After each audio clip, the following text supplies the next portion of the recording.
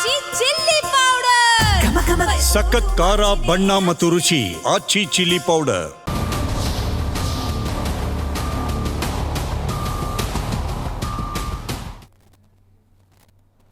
ನಮಸ್ಕಾರ. ಮೆಗಾ ಸುದ್ದಿ ವಿಶೇಷ ಕಾರ್ಯಕ್ರಮಕ್ಕೆ ಸ್ವಾಗತ. ನಾನು ಹಿಮಕುಮಾರ್. BPL ಕಾರ್ಡುದಾರರಿಗೆ ಆರೋಗ್ಯ ಇಲಾಖೆ ಶಾಕ್ ಕೊಡ್ತಾ ಇದೆ, ಶಾಕ್ ಕೊಟ್ಟಿದೆ ಕೂಡ. ಸೊ ಈಗ ಅಕ್ರಮವಾಗಿ BPL ಕಾರ್ಡ್ ಹೊಂದಿದವರಿಗೆ ಆರೋಗ್ಯ ಇಲಾಖೆ ತೆಗೆದುಕೊಂಡಿರುವಂಥ ಕ್ರಮಗಳು ಅಂದರೆ ಕಳೆದ 3 ತಿಂಗಳ ಅವಧಿಯಲ್ಲಿ 15,000ಕ್ಕಿಂತ ಹೆಚ್ಚು BPL ಕಾರ್ಡುಗಳನ್ನು ರದ್ದು ಮಾಡಲಾಗಿದೆ. ಅಂದರೆ ಯಾರೆಲ್ಲ ಅಕ್ರಮವಾಗಿ BPL ಕಾರ್ಡುಗಳನ್ನು ಹೊಂದಿದಾರಲ್ಲ ಅಂಥವರನ್ನು ಗುರುತಿಸಿ ಈ ಕೆಲಸವನ್ನು ಮಾಡ್ತಾ ಇರುವಂಥದ್ದು. ಕೇಂದ್ರ ಸರ್ಕಾರದ ಮಾನದಂಡಗಳು ಮತ್ತು ರಾಜ್ಯ ಸರ್ಕಾರದ ಮಾನದಂಡಗಳ ಆಧಾರದ ಮೇಲೆ BPL ಕಾರ್ಡುಗಳನ್ನು ರದ್ದು ಮಾಡೋದಕ್ಕೆ ರಾಜ್ಯ ಸರ್ಕಾರ ಮುಂದಾಗಿದೆ. ಇವರ ಮಾನದಂಡಗಳ ಆಧಾರದ ಮೇಲೆ 14 ಲಕ್ಷಕ್ಕಿಂತ ಹೆಚ್ಚು BPL ಕಾರ್ಡುಗಳು ರದ್ದಾಗಬೇಕಾಗುತ್ತೆ. ಆದರೆ ಈ ಸರ್ಕಾರ ಬಂದಾಗಿನಿಂದ ಇದುವರೆಗೂ ಕೂಡ ಫಲಾನುಭವಿಗಳಿಗೆ BPL ಕಾರ್ಡ್ ಕೊಟ್ಟಿಲ್ಲ. ಬಟ್ ಇದರಲ್ಲೇ ಕಾಲ ಕಳೀತಾ ಇದೆ. ಸೊ ಹಂಗಾಗಿ ಒಟ್ಟಾರೆಯಾಗಿ 14 ಲಕ್ಷ ಏನು ಈ ಕಾರ್ಡನ್ನು ರದ್ದು ಮಾಡಬೇಕು ಅನ್ನೋಂಥ ಪ್ಲಾನ್ ಇದೆಯಲ್ಲ, ಅದು ಪಾರದರ್ಶಕವಾಗಿ ಆಗತ್ತಾ? ಎಂಥವ್ರಿಗೆ BPL ಕಾರ್ಡ್ ಬೇಕಾಗತ್ತೆ? APL ಮತ್ತು BPLಗೆ ಇರುವಂಥ ವ್ಯತ್ಯಾಸ ಏನು? ಎಲ್ಲದರ ಬಗ್ಗೆ ಚರ್ಚೆ ಮಾಡ್ತೀವಿ. ಇದೇ ಇವತ್ತಿನ ವಿಶೇಷ. Ration card 1 lakh cancer.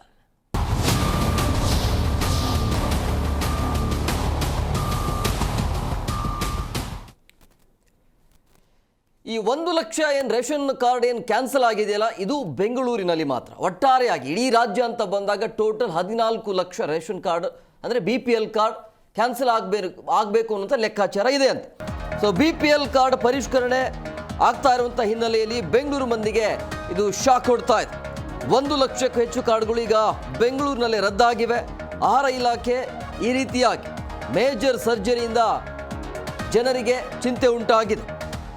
Bengaluru ನಗರ 48,891, ಇನ್ನು ಬೆಂಗಳೂರು ಪಶ್ಚಿಮ ಅಂತ ಬಂದಾಗ 25,143, ಇನ್ನು ಬೆಂಗಳೂರು ದಕ್ಷಿಣ 15,916, ಬೆಂಗಳೂರು ಉತ್ತರ 12,431, ಬೆಂಗಳೂರು ಪೂರ್ವ 10,376, ಬೆಂಗಳೂರು ರೂರಲ್ 5,963 ಕ್ಯಾನ್ಸಲ್ ಆಗಿವೆ. ಇನ್ನು 1 ಲಕ್ಷಕ್ಕೂ ಹೆಚ್ಚು ಬೆಂಗಳೂರಿನಲ್ಲೇ APLಗೆ ವರ್ಗಾವಣೆ ಆಗಿವೆ. ಸೊ ಹಂಗಾಗಿ ನಾನಾ ಕಾರಣಗಳನ್ನು ಕೊಡ್ತಾ ಇರುವಂಥದ್ದು ಆರೋಗ್ಯ ಇಲಾಖೆ ಮತ್ತು ಸರ್ಕಾರ. ಯಾಕೆ ಕ್ಯಾನ್ಸಲ್ ಆಗ್ತಿದೆ ಅನ್ನೋದು. ಒಂದು ವೇಳೆ ಈಗ ಫಲಾನುಭವಿದು ಒಂದು ರೇಷನ್ ಕಾರ್ಡ್ ಕ್ಯಾನ್ಸಲ್ ಆಯಿತು ಅಂತ ಹೇಳಿದ್ರೆ ಮತ್ತೆ ನೀವು ಅಲ್ದಾಡಬೇಕಾಗತ್ತೆ. ಈ ರೀತಿ ಎಡವಟ್ಟುಗಳನ್ನು ಮಾಡಿಕೊಳ್ಳೋದು ಯಾಕೆ ಅಂತೇಳಿ. ಈಗ ಎಂಥವರಿಗೆ ರೇಷನ್ ಕಾರ್ಡ್ ಬೇಕು ಅಥವಾ ಎಂಥವರಿಗೆ BPL ಕಾರ್ಡ್ ಬೇಕು ಅವರಿಗೆ ತಲುಪಿದರೆ ಸಾಕು, ಅಥವಾ ಯಾರಿಗೆ ಅವಶ್ಯಕತೆ ಇಲ್ಲ ಅಂಥವರ BPL ಕಾರ್ಡ್ಗಳನ್ನು ರದ್ದು ಮಾಡೋದರಲ್ಲಿ ಅರ್ಥ ಇರುತ್ತೆ. ಯಾವುದೋ ಅಂಕಿಅಂಶಗಳ ಮುಖಾಂತರ ಯಾವನ ಲೆಕ್ಕ ಕೊಟ್ಟ ಅಂಥೇಳಿ ಆಲ್ಮೋಸ್ಟ್ ಅಲ್ಲಿ ಎಲ್ಲರದ್ದು ರೇಷನ್ ಕಾರ್ಡ್ ನೀವು ಕ್ಯಾನ್ಸಲ್ ಮಾಡಿದ್ರೆ ಫಲಾನುಭವಿಗಳು ಏನು ಮಾಡಬೇಕು ಅಂತೇಳಿ ಅವರು ಮತ್ತೆ ಅಲ್ಲಿ ಮನೆಯಿಂದ ಕಚೇರಿಯಿಂದ ಮನೆಗೆ ಅಲ್ದಾಡಬೇಕಾ? ಈ ರೀತಿಯ ಸಮಸ್ಯೆ ಕೂಡ ಇದ್ದಾವೆ. ಸೊ ಹಂಗಾಗಿ ಇದು ಪಾರದರ್ಶಕವಾಗಿ ಆಗತ್ತಾ ಇಲ್ಲ? ಟೋಟಲ್ ಟಾರ್ಗೆಟ್ ಏನು? ಇಷ್ಟು ವರ್ಷಗಳ ಕಾಲ ಇಲ್ಲದೇ ಇರುವಂಥ ಕಾಳಜಿ ಈಗ ಯಾಕೆ ಬಂದಿದೆ? ಮೊದಲೇ ಮಾಡಬಹುದಾಗಿತ್ತು. ಇದು ಒಳ್ಳೆ ಕಾರ್ಯನೇ. ಯಾಕೆಂದರೆ ಅಕ್ರಮವಾಗಿ BPL ಕಾರ್ಡ್ಗಳ ಸಂಖ್ಯೆ ಜಾಸ್ತಿ ಇದೆ, ಅದನ್ನು ಕಡಿತ ಮಾಡಬೇಕು ಅನ್ನೋದು, ಅದಕ್ಕೆ ಅವಕಾಶ ಮಾಡಿಕೊಟ್ಟಿದ್ದು ಯಾರು ಅನ್ನೋದು ಅಲ್ವಾ?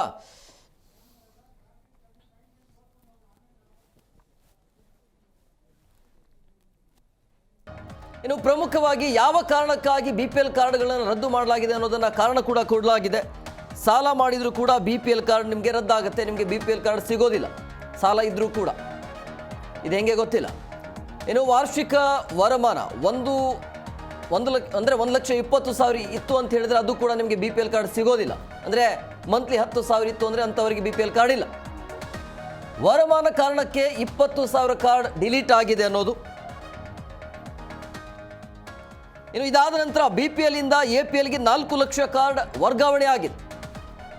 ಅಂದರೆ BPL ಇಂದ APLಗೆ ವರ್ಗಾವಣೆ ಆಗಿರುವಂಥದ್ದು. ಇನ್ನು ಇದಾದ ನಂತರ ಕಳೆದ 3 ತಿಂಗಳಲ್ಲಿ 15,056 BPL ಕಾರ್ಡ್ಗಳು ರದ್ದಾಗಿವೆ. 3 ತಿಂಗಳ ಅವಧಿಯಲ್ಲಿ 15,000 ದಾಟಿದೆ. ಇನ್ನು ಇದಾದ ನಂತರ 5,632 BPL ಕಾರ್ಡ್ ವಿಚಾರಣೆ ಕಾಯ್ದಿರಿಸಿ ಅದನ್ನು ಅಮಾನತು ಮಾಡಲಾಗಿದೆ. 5,500. ಇದಾದ ನಂತರ 3.9 ಲಕ್ಷ BPL ಕಾರ್ಡ್ ಈಗ APL ಕಾರ್ಡ್ಗೆ ಬದಲಾವಣೆ ಆಗಿವೆ. ಅಂದರೆ ಒಟ್ಟಾರೆ ಇಡೀ ರಾಜ್ಯ ಅಂತ ಬಂದಾಗ ಇದು ರಾಜ್ಯದಲ್ಲಿರುವಂಥ ಒಟ್ಟು ಕಾರ್ಡ್ಗಳ ಸಂಖ್ಯೆಯನ್ನು ನೋಡೋದಾದ್ರೆ ಟೋಟಲ್ ಎಷ್ಟು ಕಾರ್ಡ್ಗಳಿದ್ದಾವೆ ಅಂತ ಹೇಳಿದ್ರೆ 1,53,65,889. ಇನ್ನು ಸದ್ಯ ಈಗ ಸಕ್ರಿಯಲ್ಲಿರುವಂಥ BPL ಕಾರ್ಡುಗಳ ಸಂಖ್ಯೆ 1,13,56,089. ಇನ್ನು ಚಾಲ್ತಿಯಲ್ಲಿರುವಂಥ ಅಂತ್ಯೋದಯ ಕಾರ್ಡ್ಗಳ ಸಂಖ್ಯೆ ಅಂದರೆ APL 42,94,924. ಇದು ಡೀಟೇಲ್.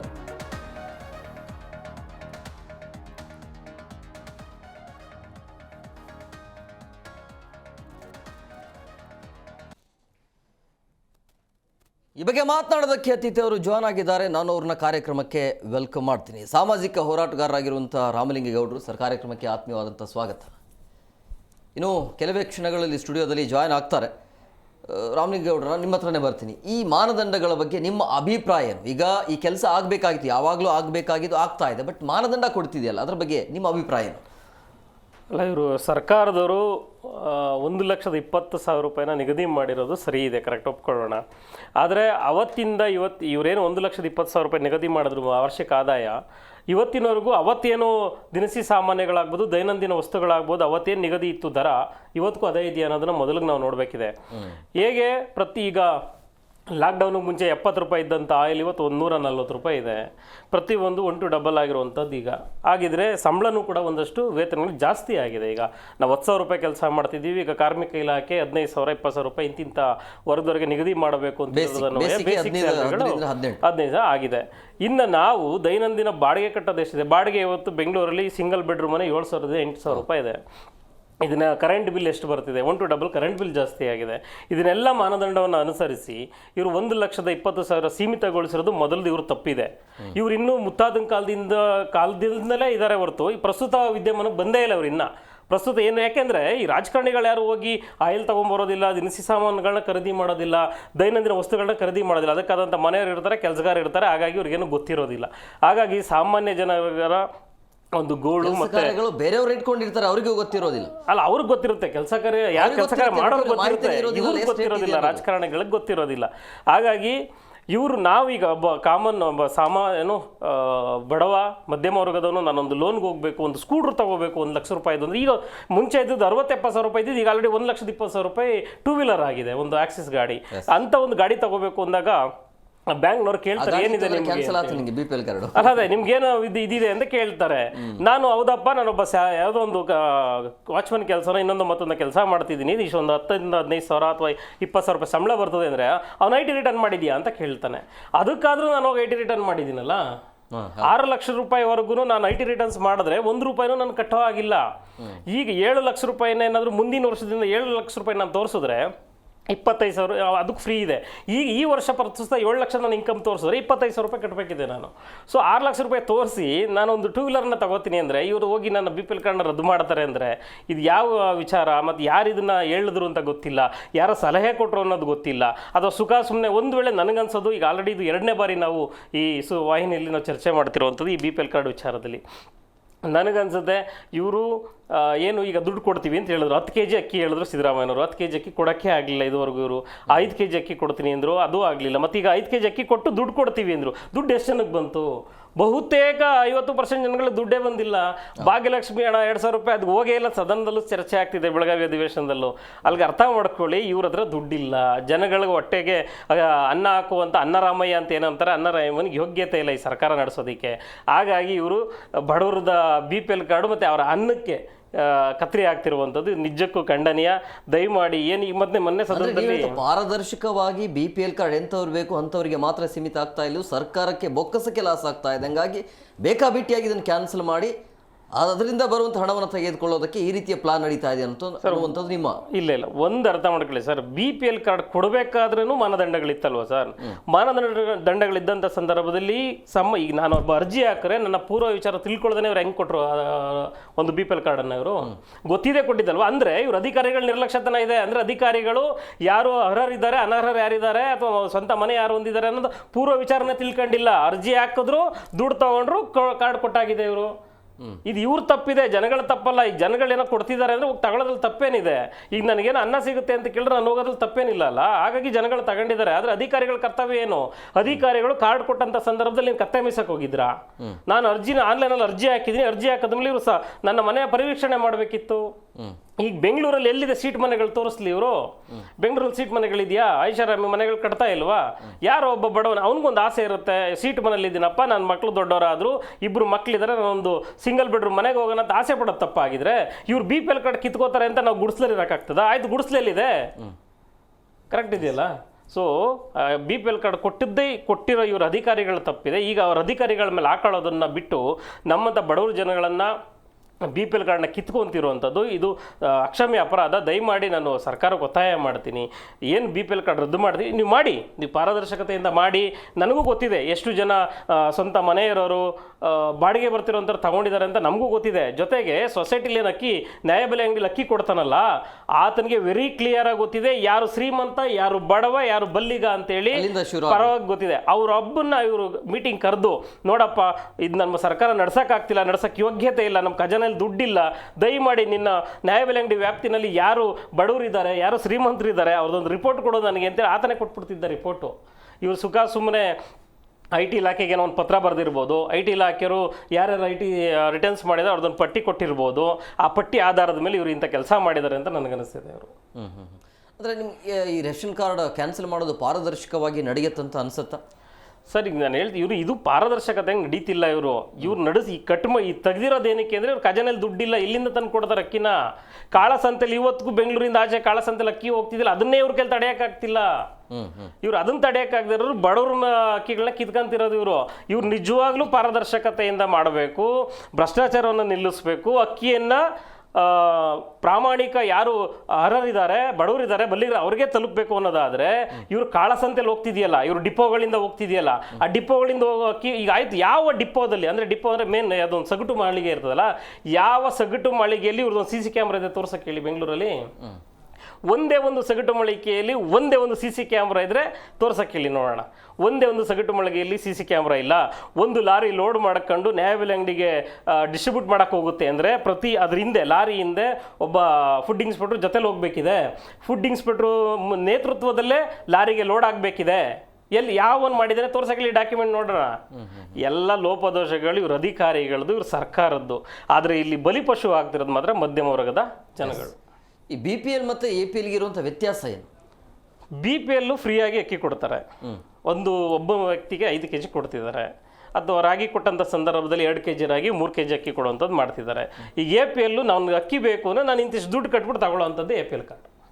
ನನಗೆ ಅಕ್ಕಿ ಬೇಕು ಅಂದರೆ ಮುಂಚೆ ಫ್ರೀಯಾಗಿ ಸಿಗ್ತಿತ್ತು, ಈಗ ದುಡ್ಡು ಕೊಟ್ಟರೆ ಅಕ್ಕಿಗಳು ಕೊಡ್ತಾರೆ ಅಷ್ಟೇ. ಆದರೆ ಅದನ್ನು ಬಿಟ್ಟು ವೈದ್ಯಕೀಯ ಸೌಲಭ್ಯ ಆಗಲಿ ಸರ್ಕಾರದ ಸೌಲಭ್ಯಗಳಲ್ಲಿ ಯಾವುದೂ ಸಿಗೋದಿಲ್ಲ APL ಕಾರ್ಡ್ಗೆ. ಕೇವಲ ನನಗೆ ಸೊಸೈಟಿ ಅಕ್ಕಿ ಬೇಕು ಅಂದರೆ ನಾನು ಹೋಗಿ ದುಡ್ಡು ಕೊಟ್ಟು ತಗೊಂಬೋದಿದೆ. ಇಂತಿಷ್ಟು ಅಂತ ನಿರ್ಧಾರ ಮಾಡಿದ್ದಾರೆ. ಸೊ ಅದ್ರ ಬಗ್ಗೆ ನನಗೊಂದು ಮಾಹಿತಿ ಇಲ್ಲ, APL ಕಾರ್ಡ್ಗೆ ಏನು ಚಾರ್ಜ್ ಮಾಡಿದ್ದಾರೆ ಅಂತ ಮರ್ತಿದ್ದೀನಿ ನಾನು. ಅದು ಬಿಟ್ಟು BPL ಕಾರ್ಡ್ಗೆ ವೈದ್ಯಕೀಯ ಸೌಲಭ್ಯಗಳಿದೆ, ಸರ್ಕಾರದಿಂದ ಬರುವಂಥ ಸೌಲಭ್ಯಗಳಿದೆ. ಎಲ್ಲ ಸೌಲಭ್ಯಗಳನ್ನ ನಾವು BPL ಇಂದ ಪಡಿಬೋದು. ಆದರೆ APL ಇಂದ ಕೇವಲ ನಾನು ಹಣವನ್ನು ಕೊಟ್ಟು ಅಕ್ಕಿ ಅಥವಾ ರಾಗಿಯನ್ನು ಪರ್ಚೇಸ್ ಮಾಡೋದಕ್ಕೆ ಮಾತ್ರ ಅವಕಾಶ ಇದೆ. ನಿಮ್ಮ ಪ್ರಕಾರ BPL ಕಾರ್ಡ್ ಎಂಥವರಿಗೆ ಬೇಕು? BPL ಕಾರ್ಡ್ ಎಂಥವ್ರಿಗೆ ಬೇಕು ಅಂದ್ರೆ ಮಧ್ಯಮ ವರ್ಗದವ್ರಿಗೆ ಬೇಕಿದೆ, ಬಡವ್ರಿಗೆ ಯಾರಿಗೆ ಅವಶ್ಯಕತೆ ಇದೆ, ಮನೆ ಇಲ್ಲದೆ ಇದ್ದವ್ರಿಗೆ ಅವಶ್ಯಕತೆ ಇದೆ, ಅಂದರೆ ಬಾಡಿಗೆ ಮನೆಯವರು ಇರೋರಿಗೆ ಅವಶ್ಯಕತೆ ಇದೆ, ಸ್ವಂತ ಮನೆ ಇರೋರಿಗೂ ಅವಶ್ಯಕತೆ ಇದೆ. ಇವತ್ತು ಹೇಳ್ತಾರೆ ಸ್ವಂತ ಮನೆ ಇದ್ದವ್ರಿಗೆ ನಾವು BPL ಕಾರ್ಡ್ ಕೊಡಬಾರ್ದು ಅಂತ ಹೇಳ್ತಾರಲ್ಲ. ಸ್ವಂತ ಮನೆ ಕಟ್ಟಬೇಕು ಅಂದರೆ ಇವತ್ತಿಗಿಲ್ಲ ಅಂದ್ರೆ ಇವತ್ತಿನ ಪ್ರಸ್ತುತ ವಿದ್ಯಮಾನದಲ್ಲಿ ಎಲ್ಲ ಸೈಟ್ಗಳು ಗಗನದಕ್ಕೆ ಹೋಗಿದೆ. ನಾವು ಈ ಹಿಂದೆ ಇದ್ದಂಥ ಸಂದರ್ಭದಲ್ಲಿ ನಾನಿರುವಂಥ ಏರಿಯಾದಲ್ಲಿ 6,000 ರೂಪಾಯಿಗೆ ಸಿಗ್ತಿದ್ದಂಥ, ಕಳೆದ 2 ವರ್ಷದ ಹಿಂದೆ 6,000 ರೂಪಾಯಿಗೆ ಸಿಗ್ತಿದ್ದಂಥ ಚದರ 1 ಅಡಿ ಸೈಟ್ ಇವತ್ತು 10,000 ರೂಪಾಯಿಗೆ ಬಂದು ನಿಂತಿದೆ. ನಾವು ಸಿಟಿಯಿಂದ ಆಚೆಗೆ ಹೋಗ್ತೀವಿ ಅಂದ್ರೂ 6,000 to 8,000 ರೂಪಾಯಿ ಇದೆ. ಸೊ ಅಂಥದ್ರಲ್ಲಿ ಒಬ್ಬ ಬಡವ ಒಂದು ಕನಸಿದ್ದೇ ಇರೋದು, ಪ್ರತಿಯೊಬ್ಬರಿಗೂ ಕನಸಿದ್ದೇ ಇರೋದು, ನಾನೊಂದು ಮನೆ ಕಟ್ಟಬೇಕು, ಒಂದು ಮದುವೆ ಆಗಬೇಕು, ಒಂದು ಮನೆ ಕಟ್ಟಬೇಕು, ಮಕ್ಕಳ ಚೆನ್ನಾಗಿ ಸಾಕಬೇಕು, ನಾನು ಚೆನ್ನಾಗಿ ಬಾಳಬೇಕು ಅನ್ನೋ ಒಂದು ಆಸೆ ಇರ್ತದೆ. ಆ ಆಸೆ ಮೇಲೆ ಇವತ್ತಿನ ಸೈಟ್ ತಗೊಳಕ್ಕೆ ಹೋಗ್ತೀವಿ ಅಂದರೆ 8,000 ರೂಪಾಯಿ ನಂಗೆ ಎಷ್ಟಾಯಿತು ನೀವೇ ಊಹೆ ಮಾಡ್ಕೊಳ್ಳಿ, 10,000 ರೂಪಾಯಿ ನಂಗೆ ಎಷ್ಟಾಯಿತು ನೀವೇ ಊಹೆ ಮಾಡ್ಕೊಳ್ಳಿ. ಇನ್ನು ಮನೆ ಕಟ್ಟಬೇಕು ಅಂದರೆ ನಾವು ಸೈಟ್ ಏನು ತೊಗೊಂಡಿದ್ದೋ ಅದಕ್ಕೂ ಒಂದು ಡಬಲ್ ನಾವು ಮನೆ ಕಟ್ಟಬೇಕಿದೆ. ಆ ಮನೆನ ಕ್ಯಾಶಲ್ಲಿ ಕಟ್ಟೋಕ್ಕಾಗಲ್ಲ, ಅದಕ್ಕೂ ಒಂದು ಲೋನ್ ಅಂತ ತೊಗೊಂಡಿರ್ತಾರೆ. ಬರೋ ಬಾಡಿಗೆ 30-35,000 ರೂಪಾಯಿ ಬಾಡಿಗೆ. ಇವತ್ತು 6 ಮನೆ ಕಟ್ಟಿದ್ರೆ 3 ಫ್ಲೋರಲ್ಲಿ ಬರೋದು 30-35,000 ರೂಪಾಯಿ ಬಾಡಿಗೆ. ಆ 35-30,000 ರೂಪಾಯಲ್ಲಿ ಈತ EMIನೇ ಕಟ್ತಾನ ಅಥವಾ ಮಾಡಿರುವಂಥ ಆರ್ಥಿಕ ಸಾಲನೇ ತೀರಿಸ್ತಾನ? ಇಂಥವ್ನಿಗೋಗಿ ನೀವು BPL ಕಾರ್ಡ್ ಕಿತ್ಕೋತೀವಿ ಅಂದರೆ ಯಾವ ನ್ಯಾಯ? ಈಗ ಆರ್ಥಿಕವಾಗಿ ಎಲ್ಲವೂ ಸರಿ ಇದ್ರೂ ಕೂಡ ಆತನಿಗೆ BPL ಕಾರ್ಡ್ ಇದೆ, ಆತನ ಹತ್ರ ಇದೆ. ಸೊ ಆತ ಯಾಕೆ ಇಟ್ಕೊಂಡಿದ್ದಾನೆ? ಆತನಿಗೆ ಏನು ಸಮಸ್ಯೆನೇ ಇರೋದಿಲ್ಲ, ಆದರೂ ಕೂಡ ಆತನ ಕೈಯಲ್ಲಿ BPL ಕಾರ್ಡು. ನೋಡಿ, ಇದನ್ನ ಅಧಿಕಾರಿಗಳು ಒಂದು ಜಾಗೃತ ದಳ ಅಂತ ಈಗೇನು ಇವ್ರದ್ದು ವಿಜಿಲೆನ್ಸ್ ಇದೆ ಇವತ್ತು, ಇವ್ರು ವಿಜಿಲೆನ್ಸ್ ಅಲ್ಲಿ ಇನ್ನೊಂದು ವಿಂಗು ಮಾಡಿ ಪ್ರತಿಯೊಂದು BPL ಕಾರ್ಡ್ಗಳನ್ನು ನೈಜತೆನ ಪರಿಶೀಲನೆ ಮಾಡಿಸ್ಬೋದಾಗಿತ್ತಲ್ಲ, ಯಾಕೆ ಮಾಡಿಸ್ಲಿಲ್ಲ ಇವರು? ಅದನ್ನು ಮಾಡಿಸಿದಿದ್ರೆ ಇಷ್ಟು ವರ್ಷಗಳ ಕಾಲ ಅನಧಿಕೃತವಾಗಿ ಬಲ್ಲವರಿಗೆ ಅಥವಾ ಉಳ್ಳವರಿಗೆ ಈ ಅಕ್ಕಿಗಳು ಹೋಗ್ತಾ ಇರಲಿಲ್ವಲ್ಲ. ಇವರು ಇಷ್ಟು ವರ್ಷಗಳ ಕಾಲ ಮಾಡದೇ ಇರೋದನ್ನ ಇವತ್ತು ಏಕಾಏಕಿ ಬಂದ್ ಮಾಡಿರೋದು ತಪ್ಪಿದೆ. ಏಕಾಏಕಿ ಅಂದರೆ ಇಲ್ಲಿ ಕೂಡ ರದ್ದಾಗಿರೋ ಕಾರ್ಡ್ಗಳು ಬಹುತೇಕ ಮಧ್ಯಮ ವರ್ಗದವ್ರದ್ದೇ ಆಗಿದೆ. ಜೊತೆಗೆ ಅವ್ರದ್ದು ಆಗಿರ್ಬೋದು, ಯಾರು BPL ಕಾರ್ಡ್ ಅವಶ್ಯಕತೆ ಇಲ್ಲದೇ ಇರೋದು ಆಗಿರ್ಬೋದು ಮೇ ಬಿ, ಬಟ್ ಅದನ್ನು ನಾವು ಪರಿಗಣಕ್ಕೆ ತಗೊಳ್ಳೋದು ಬೇಡ. ಯಾಕೆಂದರೆ ನಿಜವಾದ ಫಲಾನುಭವಿಗಳಿಗೆ ಅನ್ಯಾಯ ಆಗಿದೆಯಲ್ಲ, ಅದನ್ನು ನಾವು ಪರಿಗಣಿಸಬೇಕಿದೆ. ಹಾಗಾಗಿ ಇವ್ರು ವಿಜಿಲೆನ್ಸ್ ಟೀಮು ದಯಮಾಡಿ ಪ್ರತಿಯೊಂದು BPL ಕಾರ್ಡ್ ನ್ಯಾಯಬೆಲೆ ಅಂಗಡಿ ವ್ಯಾಪ್ತಿಗೆ ಹೋಗಿದ್ದಿದ್ರೆ ತಿಂಗ್ಳಿಗೆ ಒಂದೊಂದು ಹೋಗಿದ್ರು ಆಗೋಗಿರೋದಲ್ಲ ಸರ್. ತಿಂಗ್ಳಿಗೆ ಒಂದೊಂದು ನ್ಯಾಯಬೆಲೆ ಅಂಗಡಿಯಲ್ಲಿ ಇವರು ಮಾನಿಟರಿಂಗ್ ಮಾಡಿದ್ದಿದ್ರೆ ಇವತ್ತು ಇಷ್ಟೊಂದು BPL ಕಾರ್ಡ್ಗಳು ಆಗ್ತಾ ಇರಲಿಲ್ಲ, ಮತ್ತು ಉಳ್ಳವರ ಜೇಬಿಗೆ ಅಕ್ಕಿ ಹೋಗ್ತಾ ಇರಲಿಲ್ಲ. ದಯಮಾಡಿ ಅದಾದರೆ ಮುಂದಿನ ದಿನಗಳಲ್ಲಿ ಈಗ ನಾನು ಇನ್ನೊಂದೇನೆಂದರೆ, ಈಗ ಸದನದಲ್ಲಿ ಇವ್ರು ಹೇಳ್ತಾ ಇದ್ರು ಈಗ ಮತ್ತೆ ಪರಿಷ್ಕರಣೆ ಮಾಡ್ತಿದ್ದೀವಿ, ಅರ್ಜಿ ಕೊಡಲಿ, ಪರಿಶೀಲನೆ ಮಾಡ್ತೀವಿ ಅಂತ. ಯಾವ ರೀತಿ ಇವ್ರು ಪರಿಶೀಲನೆ ಮಾಡ್ತಾರೆ? ಅವಾಗಾದ್ರೂ ಮನೆಗೆ ಹೋಗಿ ಪರಿಶೀಲನೆ ಮಾಡ್ತಾರೆ ಇವರು? ಅವಾಗೂ ನಾವೇನೋ ಒಂದು ಹೇಳ್ತೀವಿ, ಇವ್ರು ಏನೋ ಒಂದು ಕೇಳ್ತಾರೆ, ಮಾಡಿ ಕಳಿಸ್ಬಿಡ್ತಾರೆ. ಇಲ್ಲ ಅದರಲ್ಲಿ ಒಂದಷ್ಟು ಫುಡ್ ಇನ್ಸ್ಪೆಕ್ಟರ್ಗಳಿಗೆ ಅವ್ರಿಗೆ ಕೈ ಬಿಸಿ ಮಾಡಿದ್ರೆ ಮೇ ಬಿ ಸಿಗ್ಬೋದು BPL ಕಾರ್ಡ್ಗಳು. ಅಂದರೆ ಈಗ ಈ ನಿರ್ಧಾರ ಏನು ತೆಗೆದುಕೊಂಡಿದ್ದಾರಲ್ಲ ಈ ಸರ್ಕಾರ ಅಧಿಕಾರಕ್ಕೆ ಬಂದಾಗಿನಿಂದ ಇದುವರೆಗೂ ಕೂಡ ಫಲಾನುಭವಿಗಳಿಗೆ ಸಿಗಬೇಕಾಗಿರುತ್ತೆ BPL ಕಾರ್ಡು ಕೂಡ ಹಂಚಿಕೆ ಮಾಡಿಲ್ಲ. ಬಟ್ ಇದರಲ್ಲೇ ಕಾಲಹರಣ ಮಾಡ್ತಾ ಇದೆ. ಅಲ್ಲ, ಹೊಸದಾಗಿ ತಗೊಳ್ಳೋದಕ್ಕೆ ಇರೋರಿಗೆ ಅಕ್ಕಿ ಕೊಡೋಕೆ ಇವ್ರ ಹತ್ರ ದುಡ್ಡಿಲ್ವಲ್ಲ ಸರ್. ಇನ್ನು ಹೊಸದಾಗಿ ಎಲ್ಲಿ ಕೊಡ್ತೀವಿ? ಹೊಸದಾಗಿ ಎಲ್ಲಿಂದ ಕೊಡ್ತಾರೆ? ಈಗ ಹೇಳ್ತಿದ್ದಾರೆ ಇದನ್ನೆಲ್ಲ ಪರಿಷ್ಕರಣೆ ಆದ್ಮೇಲೆ ನೋಡೋಣ ಅಂತ. ಅಷ್ಟೊಂದು ಸರ್ಕಾರ ಇರಬೇಕಲ್ಲ. ಇವ್ರು ಇಬ್ರು ಕಿತ್ತಾಡ್ತೀರ, ನನಗ್ ಬೇಕಂತ. ಇದ್ರಲ್ಲಿ ಯಾರಿಗೆ ಬರ್ತದೆ ಅಥವಾ ಉರುಳೆ ಹೋಗ್ತದೆ ಅನ್ನೋದೇ ಗೊತ್ತಿಲ್ವಲ್ಲ. ಸೊ ಹಾಗಾಗಿ ಅದನ್ನ ನಂಬಲ್ಲ ಬಿಡಿ. ಈಗ ನಾವು ಪರಿಷ್ಕರಣೆ ಮಾಡ್ತೀವಿ, ಮುಂದೆ ಈ ಇರೋಂಥ BPL ಕಾರ್ಡ್ಗಳು ಏನು ಆಲ್ರೆಡಿ ಅರ್ಜಿ ಹಾಕಿದ್ದಾರೆ ಅವ್ರನ್ನ ಪರಿಗಣಿಸ್ತೀವಿ, ತಗೋತೀವಿ, ಬಿಡ್ತೀವಿ ಅನ್ನೋದನ್ನ ಸಪ್ರೇಟ್ ಇಡೋಣ. ಬಟ್ ಈಗೇನು ತೆಗೆದಿದ್ದಾರಲ್ಲ ನಿಜವಾದ ಫಲಾನುಭವಿಗಳನ್ನ ಅಂಥವ್ರಿಗೆ ಮರಳಿ ಆ ಕಾರ್ಡನ್ನು ವಾಪಸ್ ಕೊಡಬೇಕು. ಇವ್ರು ಈಗ ಆಲ್ರೆಡಿ 2 ತಿಂಗಳು ಆಗೋಗ್ತಾ ಇದೆ. ಇನ್ನು ಇವರು ಪರಿಷ್ಕರಣೆ ಮಾಡಿ ಅವರು ಕೊಡೋಷ್ರೊಳಗೆ ಆಗೋಗುತ್ತೆ 2 ವರ್ಷ. ಅಷ್ಟೊಳಗೆ ಇವ್ರ ಸರ್ಕಾರನೂ ಬಿದ್ದು ಹೋಗಿರ್ತದೆ, ಅದಂತೂ ನಿಜ. ಈಗ ಕೇಂದ್ರ ಸರ್ಕಾರ ಹೇಗೋ ರಾಜ್ಯ ಸರ್ಕಾರದ ಪ್ಲಾನ್ ಇತ್ತು. ಯಾಕಂದರೆ ಈಗ ನೀವು ಹೇಳಿದರೆ ಆರ್ಥಿಕವಾಗಿ ಅವ್ರನ್ನ ಖಜಾನೆ ಖಾಲಿ ಆಗಿದೆ. ಸೊ ಹಂಗಾಗಿ ಈ ರೀತಿ ಬೇಕಾದಂತಲೇ BPL ಕಾರ್ಡ್ ರದ್ದು ಮಾಡಲಾಗ್ತಾ ಇದೆ. ಅದರ ಜೊತೆ ಕೇಂದ್ರ ಸರ್ಕಾರ ಕೂಡ ರೂಪುರೇಷೆ ಕೊಟ್ಟಿರುವಂಥ ಮಾನದಂಡ ಕೊಟ್ಟಿದೆ. ಅದು 2+ ಆಗಿ ಈಗ ಸಿಕ್ಕಿರುವ ಚಾನ್ಸ್ ಅಂತ ಹೇಳಿಬಿಟ್ಟು ಎಲ್ಲ BPL ಕಾರ್ಡ್ಗಳನ್ನು ರದ್ದು ಮಾಡ್ತಿದ್ದಾರೆ. ಕೆಲವೊಂದು ಕಳೆದ 1 ವಾರದ ಹಿಂದೆ ಕೂಡ ನನಗೆ ಸುಮಾರು ಫೋನ್ ಬರುತ್ತೆ. ಅಂದರೆ BPL ಕಾರ್ಡ್ ಬೇಕಿದ್ದವರಿಗೆ BPL ಕಾರ್ಡ್ ರದ್ದಾಗಿದೆ, ಅದರ ಮತ್ತೆ ತಹಸೀಲ್ದಾರ್ ಆಫೀಸ್ಗೆ ಹೋಗಿ ಅದನ್ನು ಸರಿ ಮಾಡ್ಕೊಳ್ಳುವಂಥದ್ದು. ಈ ರೀತಿ ಡಬಲ್ ಕೆಲಸ ಯಾಕೆ ಆಗ್ತಿದೆ? ಜನಗಳು ಕೆಲಸ ಬಿಟ್ಟು ಸರ್ಕಾರಿ ಕಚೇರಿಗೆ ಅಲಿಲಿ ಅಂತ. ಯಾಕೆಂದರೆ ಒಂದು ಎಕ್ಸಾಂಪಲ್, ಈ ಹಿಂದೆ ರೀಸರ್ವೆ ಅಂತ ಹಳ್ಳಿಗಳಲ್ಲಿ ಜಮೀನ ರೀಸರ್ವೆ ಮಾಡಿದ್ರು. ರೀಸರ್ವೆ ಮಾಡಿದಂಥ ಸಂದರ್ಭದಲ್ಲಿ ನನ್ನ ಹೆಸರಿರೋ ಜಮೀನು ಇನ್ನೊಬ್ರು ಕೂರಿಸಿದ್ರು, ಇನ್ನೊಬ್ಬರ ಹೆಸರು ಜಾಗನ ನನ್ನ ಹೆಸರು ಕೂರಿಸಿದ್ರು. ಅವಾಗ ಗೊತ್ತಿರಲಿಲ್ವಾ? ಅವರು ನೋಟಿಸ್ ಕೊಡ್ಬೋದಿತ್ತಲ್ಲ, ನಿಮ್ಮೂರು ಸರ್ವೆಗೆ ಬರ್ತಿದ್ದೀವಿ, ನೀವು ಬಂದು ನಿಮ್ಮ ಜಾಗದಲ್ಲಿ ನಿಂತ್ಕೊಳ್ಳಿ ಅಂತ ಹೇಳಿ ಒಂದು ನೋಟಿಸ್ ಕೊಟ್ಟಿದ್ರೆ ಬಂದು ನಿಂತ್ಕೊಂತಿದ್ರು. ಅವಂತರ ತಪ್ಪಿತ್ತು. ಆದರೆ ಇವತ್ತಿವರೆಗೂ ರೈತರುಗಳು ತಹಸೀಲ್ದಾರ್ ಬಾಗಿಲಿಗೆ ಅಲಿತಿದ್ದಾರೆ, ನನ್ನ ಜಮೀನ ನನ್ನ ಹೆಸರು ಮಾಡ್ಕೊಡಿ ಸ್ವಾಮಿ, ಬೇರೆ ಕೂರಿಸ್ಬಿಟ್ಟಿದ್ದಾರೆ ನಿಮ್ಮವರು ಅಂತ. ಮಾಡಿದ ಅಧಿಕಾರಿಗಳು ಮಾಡೋ ತಪ್ಪಿಗೆ ಜನಸಾಮಾನ್ಯರೇ ಅನುಭವಿಸ್ಬೇಕಿದೆ. ಹಾಗಾಗಿ ಇವರು ಕೂಡ ಜನಗಳು ಕೆಲಸ ಕಾರ್ಯಗಳನ್ನ ಬಿಟ್ಟು ಬಂದು ನಮ್ಮ ಸರತಿ ಸಾಲಲ್ಲಿ ನಿಲ್ಲಬೇಕು. ಅಲ್ಲೊಂದಷ್ಟು RIನೋ VIದೋ ಅಥವಾ ಫುಡ್ ಇನ್ಸ್ಪೆಕ್ಟರ್ ಕೈ ಬೆಚ್ಚಗೆ ಮಾಡಬೇಕು. ಆ ಮುಖಾಂತರನಾದರೂ ಒಂದಷ್ಟು ಮಂತ್ಲಿ ವಂತಿಕೆ ನಮ್ಮ ಸರ್ಕಾರದ ಖಜಾನೆಗೆ ಬಂದು ಸೇರಲಿ ಅನ್ನೋ ದುರುದ್ದೇಶ ಇರ್ಬೋದು ಅಂತ ನನಗನ್ನಿಸ್ತದೆ. ಅತಿಥಿ ಅವರು ಜಾಯ್ನ್ ಆಗಿದ್ದಾರೆ, ನಾನು ಅವ್ರನ್ನ ಕಾರ್ಯಕ್ರಮಕ್ಕೆ ವೆಲ್ಕಮ್ ಮಾಡ್ತೀನಿ.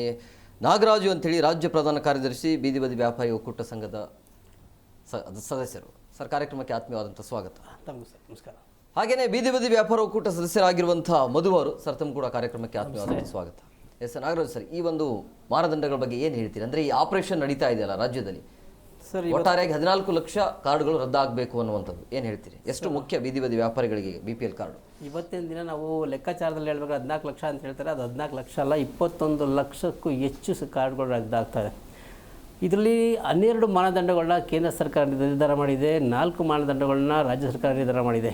ಈ ಮಾನದಂಡಗಳ ಮುಖಾಂತರ ಇವತ್ತು ಕಾರ್ಡ್ಗಳನ್ನ ರದ್ದು ಮಾಡ್ತಾ ಇದ್ದಾರೆ. ಇದರಲ್ಲಿ ಬಡವರಿಗೆ ತುಂಬ ಅನುಕೂಲ ಆಗ್ತದೆ. ಫಾರ್ ಎಕ್ಸಾಂಪಲ್ ನಾವು ಹೇಳ್ತೀವಿ, ನಾನು ಒಬ್ಬ ಬೀದಿ ಬದಿ ವ್ಯಾಪಾರಿಗಳು ಒಕ್ಕೂಟದಿಂದ ಬಂದಿರೋದ್ರಿಂದ ನಮ್ಮೊಬ್ಬ ಸಾಮಾನ್ಯ ಬೀದಿ ಬದಿ ವ್ಯಾಪಾರಿ ಆ್ಯಪಲ್ ಸೇಲ್ ಮಾಡ್ತಾನೆ. ಆತ ಒಂದು ಬಾಕ್ಸ್ ಆ್ಯಪಲ್ಗೆ 10,000 ರೂಪಾಯಿ ಕೊಡ್ತಾನೆ. 10,000 ರೂಪಾಯಿ ಕೊಟ್ಟು ಒಂದು ಬಾಕ್ಸ್ ತಂದರೆ ಅಂಥದ್ದು ಒಂದು ದಿನಕ್ಕೆ 10 ಬಾಕ್ಸ್ ತರ್ತಾರೆ, ಅದು 1 ಲಕ್ಷ ರೂಪಾಯಿ ಆಗೋಯ್ತು. ಆ 1 ಲಕ್ಷ ತಂದುಬಿಟ್ಟು 1 ಲಕ್ಷ ರೂಪಾಯಿನ ಇವನು ಅದನ್ನೇ ಮಾನದಂಡ ಅಂತ ಪರಿಗಣನೆ ಮಾಡಿದ್ದೇ ಆದರೆ ಅದನ್ನು ಪರಿಗಣನೆ ಮಾಡಿ ಕಾರ್ಡ್ನ ಕ್ಯಾನ್ಸಲ್ ಮಾಡ್ತೀನಿ ಅನ್ನೋದಾದರೆ ಇದು ಯಾವ ವ್ಯವಸ್ಥೆ ಅಂತೇಳಿ ಅರ್ಥ ಆಗ್ತಾ ಇಲ್ಲ. ಸೆಕೆಂಡ್ ಥಿಂಗ್ಸ್, ಗಿಗ್ಸಲ್ಲಿ ಕೆಲಸ ಮಾಡ್ತಾರೆ. ಬಿಗ್ ಬಾಸ್ಕೆಟ್ ಇರ್ಬೋದು, ಸ್ವಿಗ್ಗಿ ಇರ್ಬೋದು, ಜೊಮ್ಯಾಟೊ ಇರ್ಬೋದು, TDS ಕಟ್ ಮಾಡ್ತಾರೆ ಆ ವ್ಯಕ್ತಿಗಳಿಗೆ. ಈ TDS ಕಟ್ ಮಾಡಿದ್ರೆ ಅವ್ರು ಸಾಮಾನ್ಯವಾಗಿ ಅವ್ರು ದುಡಿತಾ ಇರೋದೇ ಕಮ್ಮಿ ಸಂಬಳಕ್ಕೋಸ್ಕರ. ದಿನನಿತ್ಯ ಅವ್ರು ಏನು ಸಂಪಾದನೆ ಮಾಡ್ತಾರೆ ಅದು ತುಂಬ ಕಮ್ಮಿ ಸಂಪಾದನೆ ಮಾಡ್ತಾರೆ. ಅದು ಗಿಗ್ಗಲ್ಲಿ ವರ್ಕ್ ಮಾಡ್ತಾರೆ, TDS ಕಟ್ ಮಾಡ್ತಾರೆ ಅಂತ ಒಂದೇ ನೆಪ ಮಾಡಿಕೊಂಡು ಇವತ್ತು ಅವರ ಮನೆಯ ಮುಖ್ಯಸ್ಥರ ಕಾರ್ಡ್ಗಳು ಕ್ಯಾನ್ಸಲ್ ಆಗ್ತದೆ. ಇದು ಅನ್ಯಾಯ. ಇದನ್ನು ಸರ್ಕಾರ ಗಂಭೀರವಾಗಿ ಪರಿಗಣಿಸಬೇಕು ಮತ್ತು ಅದನ್ನು ಆ ಅನ್ಯಾಯವನ್ನು ತಡೆಗಟ್ಟಬೇಕು. ಮೂರನೇದು, ಇವತ್ತು ಪ್ರತಿಯೊಬ್ಬರು ಕೂಡ ಸರ್ಕಾರನೇ ಮನೆ ಕಟ್ಕೊಳ್ಳಿಕ್ಕೆ ಲೋನ್ ಕೊಡ್ತಾಯಿದೆ. ಇವತ್ತು ಸರ್ಕಾರನೇ ಮನೆ ಕಟ್ಕೊಳ್ಳಿಕ್ಕೆ ಲೋನ್ ಕೊಟ್ಟು ಎಲ್ಲ ಸವಲತ್ತನ್ನು ಕೊಟ್ಟು ಆ ಮನೆ ಕಟ್ಟ ಮೇಲೆ ಸ್ವಂತ ಮನೆ ಇದ್ದವರಿಗೆ ರೇಷನ್ ಕಾರ್ಡ್ ಕ್ಯಾನ್ಸಲ್ ಮಾಡ್ತೀವಿ ಅಂತ ಹೇಳ್ತಾ ಇದ್ದಾರೆ. ಇದು ಯಾವ ನ್ಯಾಯ? ಇಂಥ ಹಲವಾರು ಅನ್ಯಾಯಗಳು ಆಗ್ತಾಯಿದೆ ಈ ದಿಸೆಯಲ್ಲಿ. ಸರ್ಕಾರ ದಯವಿಟ್ಟು ಗಮನ ಹರಿಸಿ ನ್ಯಾಯಯುತವಾಗಿ ಸಮಾಲೋಚನೆ ಮಾಡಿ ಅವ್ರಿಗೆ ನ್ಯಾಯ ದೊರಕಿಸ್ಕೊಡಬೇಕು ನಮ್ಮ ಒಂದು ನಿರ್ಧಾರ ಸರ್. ಮೋದವರೇ, ಸರ್ಕಾರದ ಮಾನದಂಡಗಳು ನ್ಯಾಯಯುತವಾಗಿದೆ ಅಂತ ನಿಮಗೆ ಅನಿಸುತ್ತಾ? ಅದನ್ನು ಹೇಳೋಕ್ಕಾಗೋದಿಲ್ಲ. ಯಾವ ಥರನಾದ್ರು ಇದು ಮಾಡ್ಬೋದು. ಏನಂದರೆ ಈಗ ಮಾನದಂಡಗಳು ಅನ್ನೋದಕ್ಕೋಸ್ಕರ ಬೀದಿ ಬದಿ ವ್ಯಾಪಾರಿಗಳ ಒಕ್ಕೂಟದಲ್ಲಿ ಇರೋದ್ರಿಂದ ನಾವು ಬೀದಿ ಬದಿ ವ್ಯಾಪಾರಿಗಳನ್ನು ಬಡವ್ರನ್ನೇ ನೋಡಬೇಕಾಗುತ್ತೆ. ಹಾಗಾಗಿ ಅವ್ರ ತೊಂದರೆಗಳು ಸಾಕಷ್ಟು ಇರ್ತವೆ. ಬೀದಿ ಬದಿ ವ್ಯಾಪಾರಿಗಳವು ಅವ್ರದ್ದು ಇರ್ತರೋದಿರ್ಬೋದು, ಏನೋ ಸಾಮಾನು ಐಟಮ್ ತರೋದೆಲ್ಲ ಇರ್ಬೋದು. ಅವೆಲ್ಲನೂ ಇದು ಮಾಡಿದಾಗ ಅವರು ಸಾಕಷ್ಟು ತೊಂದರೆಗಳು ಇರ್ತವೆ. ಅಥವಾ ಬೆಂಗಳೂರು ನಗರದಲ್ಲಿ ಅದರಲ್ಲೂ ಬೆಂಗಳೂರು ನಗರದಲ್ಲಿ ಸಾಕಷ್ಟು ಬಾಡಿಗೆ ಜಾಸ್ತಿ ಇರ್ತವೆ, ಮತ್ತು ಕರೆಂಟ್ ಬಿಲ್ಲು, BV ಬಿಲ್ ಎಲ್ಲ ಇರ್ತವೆ. ಅವೆಲ್ಲನೂ ನೋಡಿ ಇದು ಮಾಡಬೇಕಾಗುತ್ತೆ ಸರ್ಕಾರಗಳು. ಯಾಕೆ ಅಂದರೆ ಅವ್ರದ್ದು ಇದು ಮಾಡೋಕ್ಕಾಗಲ್ಲ. ಏನು ಅಂದರೆ BPL ಕಾರ್ಡ್ ಎಷ್ಟು ಅವಶ್ಯಕ ವ್ಯಾಪಾರಿಗಳಿಗೆ? BPL ಕಾರ್ಡ್ ಈಗ ಒಂದು ಅವಶ್ಯಕತೆ ಹೇಳಬೇಕು ಅಂದರೆ ನಮ್ಮ ಮಾರ್ಕೆಟ್ನಲ್ಲಿ 1 kg 50 ಮಿನಿಮಮ್ 50 ರೂಪಾಯಿ ಐತೆ. ಅಕ್ಕಿ 50 ರೂಪಾಯಿ ಇರೋದ್ರಿಂದ ನಾವು ಬೀದಿ ಬದಿ ವ್ಯಾಪಾರಿಗಳು ಏನೋ ಒಂದು ಇಷ್ಟೋ ವ್ಯಾಪಾರ ಮಾಡ್ತಾರೆ, 500,000 ವ್ಯಾಪಾರ ಮಾಡ್ತಾರೆ. ಹೌದು, ಮಾಡಿದಾಗ ಅವ್ರು ಯಾವ ಥರ ಜೀವನ ನಡೆಸಬೇಕು ಬೆಂಗಳೂರಲ್ಲಿ? ಈಗ 1,20,000 ರೂಪಾಯಿ ಇದು ಮಾಡಿದ್ದಾರೆ ವಾರ್ಷಿಕವಾಗಿ. ಯಾವ ಥರ ಕಟ್ತಾರೆ? ಈಗ ಒಂದು 10,000 15,000 ವ್ಯಾಪಾರ ತಗೊಳ್ಳೋನು ಕೂಡ ಇದು ಮಾಡ್ತಾನೆ, 1,20,000 ರೂಪಾಯಿ ಆಗುತ್ತೆ. ಅವ್ರು ಯಾವ ಥರ ಇದು ಮಾಡ್ತಾರೆ?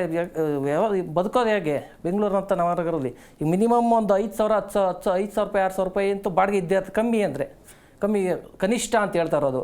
ಯಾವ ಥರ ಬದುಕೋದು?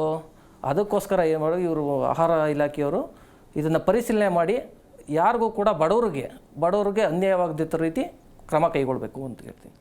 ಎಸ್ ಗೌಡ್ರೆ, ಈಗ 4 ವೀಲರ್ ಇದ್ದವರಿಗೆ BPL ಕಾರ್ಡ್ ಇಲ್ಲ ಅನ್ನೋದು ಅದ್ರಲ್ಲಿ ಮೆನ್ಷನ್ ಇದೆಯಾ? ಇದು ಯಾವುದು ಯೆಲ್ಲೋ ಬೋರ್ಡಾ ವೈಟ್ ಬೋರ್ಡಾ ಅನ್ನೋದು? ಇಲ್ಲ, ನಾನು ಮೊನ್ನೆ ಎಲ್ಲೋ ಒಂದು ಕಡೆ ಗಮನಿಸಿದ್ದೀನಿ. ಜೀವನೋಪಾಯನಕ್ಕಾಗಿ ಎಲ್ಲ ಬೋರ್ಡ್ಗಳು ಓಡಿಸಿದ್ರೆ ಅದನ್ನು ಹೊರತುಪಡಿಸಿ ಅಂತ ಉಲ್ಲೇಖ ಇರೋದು ನಾನು ನೋಡಿದ್ದೀನಿ. ಅದನ್ನ ಇವರು ಗಣನೆಗೆ ತೆಗೆದುಕೊಂಡಿದ್ದಾರೆ ಇಲ್ವ ಅನ್ನೋದ್ರ ಬಗ್ಗೆ ನನಗೆ ಮಾಹಿತಿ ಇಲ್ಲ. ಬಟ್ ನಾನು ಯಾವುದೋ ಒಂದು ಪತ್ರಿಕೆಯಲ್ಲಿ ಓದಿದ ಪ್ರಕಾರ ವಾಹನಗಳು ಅಂದರೆ 4 ಚಕ್ರದ ವಾಹನಗಳು ಜೀವನೋಪಾಯನಕ್ಕಾಗಿ ಅಂದರೆ ಎಲ್ಲೋ ಬೋರ್ಡ್ಗಳು ಅದಿದ್ರೆ ಹೊರತುಪಡಿಸಿ ಅಂತ ಹೇಳ್ತಿದ್ದಾರೆ. ಆದರೆ ಇವತ್ತು 1 ಲಕ್ಷ 1.5 ಲಕ್ಷ ಕೊಟ್ಟರೆ ಕಾರ್ಗಳು ಬರ್ತಿದೆ. ಸೊ ಹಂಗಿದ್ರೆ 1.5 ಲಕ್ಷ 1 ಲಕ್ಷ ಕೊಟ್ಟು ಕಾರ್ ತಗೊಂಡನ್ನು ಸಹ ನೀವು BPL ಕಾರ್ಡ್ ಕ್ಯಾನ್ಸಲ್ ಮಾಡ್ತೀರಾ? 1,000 ಚದರ ಅಡಿ ವಿಸ್ತೀರ್ಣ ಮನೆ ಹೊಂದಿರೋ BPL ಕಾರ್ಡ್ ಹೊಂದಿದ್ರೆ BPL ಕಾರ್ಡ್ ರದ್ದು ಮಾಡ್ತೀವಿ ಅಂತಾರೆ. 1,000 ಚದರ ಅಡಿ ಮನೆಯಲ್ಲಿ ಅವನು ಸೈಟ್ ತಗೊಂಡು ಮನೆ ಕಟ್ಟಿದ ತಕ್ಷಣನೇ ಅವನೇ ಶ್ರೀಮಂತ ಆಗ್ಬಿಡೋದಿಲ್ಲ. ಅದರದ್ದೇ ಆದಂಥ ನೋವುಗಳು ನಲಿವುಗಳು ಇದ್ದೇ ಇರ್ತದೆ. ವಯಸ್ಸಾದವರು ಇರ್ತಾರೆ. ಇವತ್ತು ಆರೋಗ್ಯಗಳಲ್ಲಿ ನಾವು ತಿನ್ನುವಂಥ ಪದಾರ್ಥಗಳಲ್ಲಿ ಕಲುಷಿತ ಎಷ್ಟಿದೆ ಅನ್ನೋದು ನಿಮಗೂ ಗೊತ್ತಿದೆ. ಮತ್ತು ಪ್ರತಿದಿನ ನಾವು ಆಸ್ಪತ್ರೆಗೆ ಹೋಗಿ ನೋಡ್ತಿದ್ರೆ ಅಲ್ಲಿ ನಿಮ್ಗೆ ಗೊತ್ತಾಗ್ತದೆ ಎಷ್ಟು ಜನ ದಿನನಿತ್ಯ ಆಸ್ಪತ್ರೆಗಳಿಗೆ, ಸರ್ಕಾರಿ ಆಸ್ಪತ್ರೆಗಳಿಗೆ, ದೊಡ್ಡ ದೊಡ್ಡ ಜಿಲ್ಲಾ ಆಸ್ಪತ್ರೆಗಳಿಗೆ ಎಷ್ಟು ಜನ ಅಲಿತಿದ್ದಾರೆ ಅನ್ನೋದು ನಿಮ್ಗೆ ಗೊತ್ತಾಗ್ತದೆ. ಹಾಗಾಗಿ BPL ಕಾರ್ಡ್ ಇವತ್ತು ಇಲ್ಲ ಅಂದರೆ ಮೂಲಭೂತ ಸೌಕರ್ಯಗಳಲ್ಲಿ ಉಚಿತವಾಗಿ ಶಿಕ್ಷಣ ಮತ್ತು ಆರೋಗ್ಯವನ್ನು ಉಚಿತವಾಗಿ ಕೊಟ್ಟುಬಿಡಿ.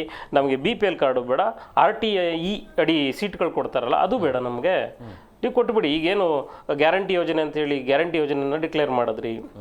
ಇವತ್ತು ಮಹಿಳೆಯರಿಗೆ 2,000 ರೂಪಾಯಿ ಕೊಡ್ತಿದ್ದಾರೆ.